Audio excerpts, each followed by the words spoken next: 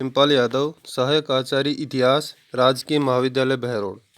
आज हम इस वीडियो के अंतर्गत इटली के एकीकरण के संदर्भ में चर्चा करेंगे। नेपोलियन की विजय ने जिस प्रकार जर्मनी के एकीकरण की आधारशिला तैयार की थी, उसी तरह का प्रभाव इटली के राज्यों पर भी पड़ा। इटली भी राजनीतिक एकीकरण हेतु आगे बढ़ा। यहाँ यह स्पष्ट कर देना आवश्यक है कि नेपोलियन विजय के प्रभाव इटली व जर्मनी की एकीकरण पर जरूर पड़ा था, लेकिन उसने विजय यात्रा की इन राज्यों के एकीकरण को लेकर नहीं की थी। वह यहाँ गणतंत्र की स्थापना कर यूरोप की राजनीति में कोई विरोधी देश नहीं लाना चाहता था। यह तो विजय यात्रा का एक स्वाभाविक परिणाम दिखाई देता है। फ्रांस की क्रांति व नेपोलियन की विजय ने वास्तव में राजनीति को आलीशान महलों से बाहर निकालकर सड़कों पर चर्चा का विषय बना दिया था।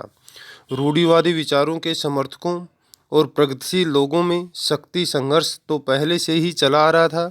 नेपोलियन ने उसमें शक्ति का संचार कर दिया। नेपोलियन ने इटली के छोटे छोटे राज्यों को जीतकर उन्हें 3 भागों में बांट दिया। वहां गणतंत्र की स्थापना कर जनता को स्वयं की शक्ति की याद दिलाई थी। पूरे इटली में एक समान कानून व्यवस्था लागू कर दी गई।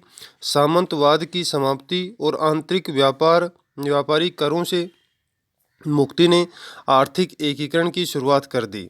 फ्रांस की राजक्रांति ने इटली की रियासतों को समान अधिकार, मजहबी स्वतंत्रता, प्रेस की स्वाधीनता से परिचित करवा दिया था। इटली के एकीकरण में प्रमुख बाधाएं कौन कौन सी थी, उनके संदर्भ में देखते हैं। एकीकरण से पूर्व इटली नामक देश पहले कभी नहीं था। यहाँ अलग अलग राज्यों में अलग अलग व्यवस्थाएं विद्यमान थी। ऑस्ट्रिया के चांसलर के अनुसार इटली मात्र एक भौगोलिक अभिव्यक्ति थी। इटली में सामाजिक व रूढ़िवादी मान्यताएं कभी भी मजबूती से अपने पैर जमाए हुए थी। अर्थात वहाँ कुलीन व अभिजात वर्ग मजबूत था। सभी राज्यों की परंपराएं, रीति रिवाज भिन्न भिन्न थे। एक दूसरे से मिलकर रहने की प्रवृत्ति का भी राज्यों में अभाव था। मेटरनिक ने ठीक ही लिखा है कि इटली में एक राज्य दूसरे राज्य के विरुद्ध, एक शहर दूसरे शहर तथा एक परिवार दूसरे परिवार के विरुद्ध था। यहाँ तक कि आदमी आदमी के विरुद्ध था। मेजनी के शब्दों में 8 राज्यों की भिन्न भिन्न मुद्राएं हमें एक दूसरे से अलग करती थी और परस्पर मजहबी बना देती थी।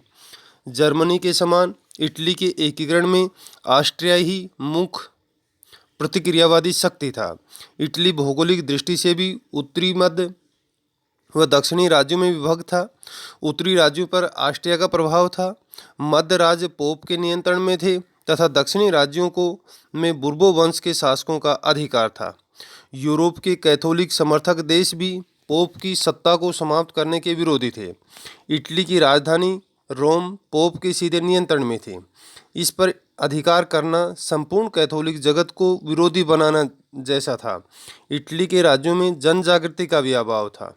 इटली के एकीकरण के संबंध में वहाँ के राजनीतिज्ञों के भी मत भिन्न भिन्न थे। कुछ गणतंत्र के समर्थक थे तो कुछ पोप के अधीन संघीय राज्य के समर्थक थे। जर्मनी के विपरीत इटली में औद्योगिक क्रांति का सूत्रपात नहीं हुआ था। न ही वहाँ आधारभूत उद्योगों की संभावना थी, जिससे कि व्यापारिक और मध्यम वर्ग तथा जनता इटली के एकीकरण में अपना लाभ देखती। इटली के एकीकरण में सहायक प्रमुख संगठन एवं व्यक्ति, कार्बोनरी एक प्रमुख संस्था है। इस गुप्त संस्था की स्थापना 1810 ईस्वी में नेपल्स में हुई थी। इस संस्था का मुख्य उद्देश्य विदेशियों को बाहर निकालकर इटली में वैधानिक स्वतंत्रता की स्थापना करना था। वैसे इस संस्था के निश्चित उद्देश्य नहीं थे। प्रभावशाली नेतृत्व और निश्चित उद्देश्य के अभाव में यह संस्था विफल हो गई थी। यंग इटली, जिसे युवा इटली भी कहा जाता है, यंग इटली की स्थापना मेजनी द्वारा 1831 ईस्वी में की गई थी। शीघ्र ही संस्था ने कार्बोनरी संस्था का स्थान ले लिया। मेजनी इटली के युवकों पर विश्वास करता था। उसका कहना था कि यदि समाज में क्रांति लानी है तो नेतृत्व नवयुवकों के हाथ में दे दो, उनके हृदय में असीम शक्ति छिपी होती है।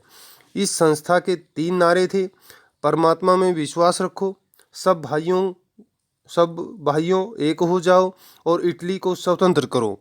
मेजनी को इटली के एकीकरण का मस्तिष्क व आध्यात्मिक भक्ति माना जाता है। इस संस्था ने इटली के निवासियों में देशभक्ति, संघर्ष, त्याग, बलिदान और स्वतंत्रता की भावना भर दी। मेजनी गणतंत्रीय विचारों और क्रांतिकारी साधनों का पोषक था। मेजनी ने इटली की जनता का आह्वान करते हुए कहा कि संयुक्त इटली के आदर्श को छोड़कर अन्य किसी चीज़ के पीछे मत दौड़ो। इटली एक राष्ट्र है, एक राष्ट्र बनकर रहेगा। मेजनी देशभक्तों की दृष्टि में देवदूत था, जो इटली के भविष्य को निर्मित करने आया था। काऊर का जन्म 1810 ईस्वी में ट्यूनिशिया के ट्यूरिन, सार्डिनिया की जगह है ये, के एक कुलीन परिवार में हुआ था। उसने सेना में इंजीनियर की नौकरी की थी। वह उदारवादी विचारों का समर्थक था। साथ ही इंग्लैंड की यात्रा के दौरान उसे संसदीय प्रणाली का अध्ययन करने का मौका मिला। इटली के एकीकरण में वह पिडमांट प्रांत के सेवाय राजवंश के माध्यम से पूर्ण करना चाहता था। इसी दिशा में उसने अपने विचारों के प्रचार प्रसार के लिए इल रिसर्जिमेंटो नामक समाचार पत्र निकाला। सन 1852 ईस्वी में विक्टर इमैनुअल द्वारा उसे प्रधानमंत्री नियुक्त किया गया। काऊर एक व्यवहारिक, कूटनीतिज्ञ, राजनीतिज्ञ एवं राजतंत्र समर्थक व्यक्ति था। वह इटली की शक्ति व सामर्थ्य से भली भांति परिचित था। इस कारण वह इटली के एकीकरण के प्रश्न का अंतर्राष्ट्रीयकरण करना चाहता था। काऊर की आंतरिक नीति, सुधारों और विदेश नीति ने इटली का एकीकरण पूर्ण कर यूरोप पटल पर एक नया इतिहास व भूगोल बना दिया। काऊर द्वारा इटली के प्रांतों में किए गए आंतरिक सुधार: बंजर भूमि को कृषि योग्य भूमि में बदला एवं किसानों को ऋण के रूप में सहायता दी। मुक्त व्यापार नीति के तहत पड़ोसी राज्यों से संधियां कर विकास को गति दी गई। यातायात के साधनों का विकास कर व्यापार को बढ़ावा दिया। इस प्रकार लोगों को आपस में मिलने का मौका दे विचारों के आदान प्रदान का अवसर दिया। चर्च पर नियंत्रण के प्रयास किए गए। सैनिक रणनीति के तहत सेना में सुधार कर सीमावर्ती क्षेत्रों में किलेबंदी की गई। बैंकों और सहकारी समितियों की स्थापना की गई। इस प्रकार उसने पिडमांट जैसे छोटे राज्य को आदर्श राज्य के रूप में स्थापित करने का प्रयास किया। कैवूर का योगदान: कैवूर वह व्यक्ति था जिसके बिना मेजनी का आदर्शवाद और गैरिबाल्डी की वीरता निरर्थक होती। कैवूर जानता था कि बिना विदेशी सहायता के इटली कभी स्वतंत्र नहीं हो सकता। वह उदार राजतंत्र का समर्थक था। कैवूर का मानना था कि पिडमांट सार्डिनिया ही इटली का एकीकरण करने में समर्थ है। ऑस्ट्रिया एकीकरण में सबसे बड़ी बाधा है और विदेशी सहयोग के बिना ऑस्ट्रिया को इटली से बाहर नहीं निकाला जा सकता। इस प्रकार की व्यवहारिक सोच के माध्यम से उसने निष्कर्ष निकाल लिया। काऊर यथार्थवादी व्यवहारिक राजनीति में विश्वास करता था। वह इटली के प्रश्न का अंतर्राष्ट्रीयकरण करना चाहता था ताकि विदेशी शक्तियों की सक्रिय मदद एवं सहानुभूति हासिल की जा सके।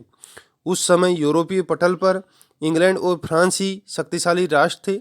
इंग्लैंड यूरोपीय देशों में हस्तक्षेप नहीं करने की नीति पर कार्य कर रहा था। उससे मदद की आशा नहीं थी। फ्रांस की क्रांति और नेपोलियन की विजय का महत्वपूर्ण योगदान इटली के एकीकरण में रहा है। राष्ट्रता की भावना जो फ्रांस में बही, उसी ने इटली को एक राष्ट्र के रूप में संगठित होने को प्रेरित किया। फ्रांस का शासक इटली के एकीकरण के प्रश्न पर इटली से सहानुभूति रखता था, अतः काऊर इसी दिशा में आगे बढ़ना चाहता था। इसी दिशा में उसने क्रीमिया के युद्ध में रूस के विरुद्ध इंग्लैंड और फ्रांस की सेना को 18,000 सैनिकों की मदद से उनकी सहानुभूति व मित्रता प्राप्त कर ली। यद्यपि इटली के उदारवादियों ने काऊर द्वारा की गई रूस विरुद्ध इस सैनिक सहायता का विरोध किया था। काऊर इस सैनिक सहायता रूपी जुए का लाभ युद्ध समाप्ति पश्चात पेरिस सम्मेलन में मिला। ऑस्ट्रिया के विरोध के बावजूद सार्डिनिया के राज्य को पेरिस में आमंत्रित किया गया। काऊर ने इस सम्मेलन में इटली की दुर्भाग्यपूर्ण स्थिति के लिए ऑस्ट्रिया को जिम्मेदार ठहराया। पेरिस सम्मेलन में काउर ने इटली के प्रश्न पर नैतिक विजय प्राप्त कर ली। प्लोम्बियर्स का समझौता। सम्राट नेपोलियन और काउर के मध्य सार्डिनिया के निकट प्लोम्बियर्स नामक स्थान पर यह समझौता हुआ। इस समझौते के माध्यम से सार्डिनिया और ऑस्ट्रिया में युद्ध होने पर फ्रांस 2 लाख सैनिकों की सहायता देगा। फ्रांस की सहायता के बदले नीस व सेवाय के प्रदेश फ्रांस को मिलेंगे। परमा, मेडोना, टस्कनी मिलकर एक नया राज्य बनेगा, जिस पर नेपोलियन का भाई प्रिंस जेरोम बोनापार्ट राजा बनेगा। नेपल्स, सिसिली और पोप के राज्य बने रहेंगे। लोम्बार्डी और वेनेशिया सार्डिनिया को प्राप्त होंगे। विक्टर इमैनुअल ने अपनी पुत्री क्लेथिडे का विवाह जेरोम नेपोलियन के साथ कर दिया।